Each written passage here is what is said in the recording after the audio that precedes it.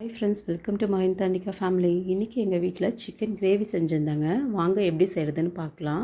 அதுக்கு தேவையான பொருள் பார்த்திங்கன்னா, மல்லி ஒரு ஸ்பூன் எடுத்துக்கிட்டேன், சீரகம், மிளகு, காஞ்ச மிளகாய், ஒரே ஒரு சின்ன துண்டு பட்டை, கிராம்பு 2 எல்லாத்தையும் எடுத்து வறுத்து வச்சுட்டேன். வறுத்து இதை பவுட்ரு பண்ணி வச்சுக்கோங்க.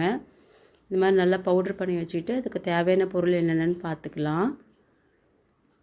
அதுக்கு வெங்காயம் நான் ஒரு 1/4 கிலோ அளவுக்கு எடுத்திருக்கேன்.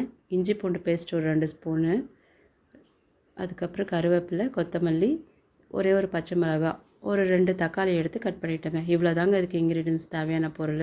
அதுக்கப்புறம் தாளித்து விட்டுடலாம். நம்ம எண்ணெய் ஊற்றி கடுகு ஒரு ஸ்பூன் போட்டுட்டேன், சோம்பு ஒரு ஸ்பூன் போட்டேன், அதுக்கப்புறம் கருவேப்பிலை போட்டுட்டேங்க. போட்டு நம்ம ஒரே ஒரு சின்ன பட்டை போட்டேன். அதுக்கப்புறம் ஆனியன் நம்ம கட் பண்ணி வச்சுருந்த ஆனியன் போட்டுட்டு நல்லா வதக்கிட்டேங்க. ஆனியன் வதக்கும் போது அதோட கொஞ்சம் உப்பு சேர்த்துக்கோங்க. உப்பு சேர்த்து வதக்குனிங்கன்னா நல்லா சீக்கிரமாக வதங்கிடும்.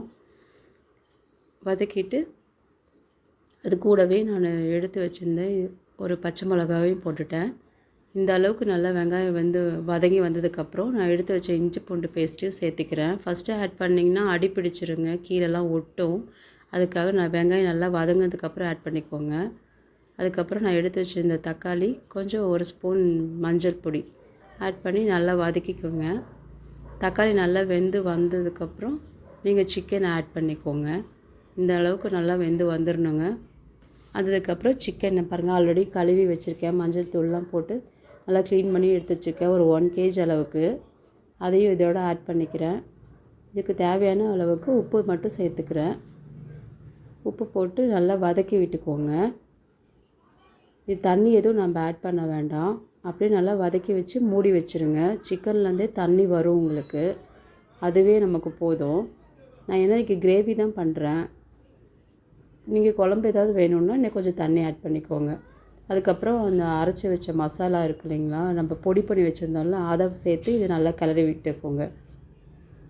கிளறி விட்டு மூடி வச்சுருங்க. மூடி வச்சிட்டிங்கன்னா நமக்கு சிக்கன் கிரேவி ரெடி ஆயிருங்க. அவ்வளோதான், எண்ணெய் பிரிஞ்சு வந்துருச்சு பாருங்கள், சிக்கன் கிரேவி ரெடி. அதுக்கப்புறம் பார்த்திங்கன்னா நல்லா சூடாக ஒரு டீ போட்டேங்க. டீ போட்டு குடிச்சிட்டு இன்னையோட வேலை முடிஞ்சிச்சு. எங்கள் அக்கா வந்திருந்தாங்க, அவங்களுக்கு தலைவலிக்குதுன்னாங்க. சரி டீ போட்டு கொடுத்துர்லான்னு சொல்லிட்டு டீ போட்டுட்ருக்கேன். பக்கத்துலேயே சாதம் வச்சாச்சுங்க, ரசம். அவ்வளோதாங்க, சிம்பிளாக வேலை முடிஞ்சது. நீங்களும் இதே மாதிரி செஞ்சு பாருங்கள். பிடிச்சிருந்தால் லைக் பண்ணுங்கள், ஷேர் பண்ணுங்கள், கமெண்ட் பண்ணுங்கள். மறக்காமல் நம்ம சேனலை சப்ஸ்கிரைப் பண்ணுங்கள். Okay friends, bye, thank you, thanks for watching.